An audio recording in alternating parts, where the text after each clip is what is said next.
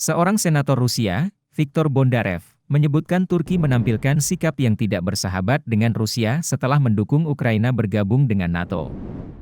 Viktor Bondarev menuturkan Turki tidak lagi netral seperti sebelumnya, setelah pemerintahan Turki menyerahkan 5 komandan unit Azov Ukraina ke Presiden Zelensky. Ia mengutip dua langkah Turki seperti yang dijelaskan sebelumnya. Menurutnya, Turki menjaga wajahnya di bawah tekanan Barat. Sebelumnya, Presiden Turki Erdogan mengatakan Ukraina pantas untuk bergabung dengan NATO saat Presiden Zelensky mengunjungi Ankara pada Jumat, 7 Juli 2023. Juru bicara Rusia, Dmitry Peskov menunggu penjelasan pemerintah Turki yang menyerahkan komandan Azov ke Ukraina.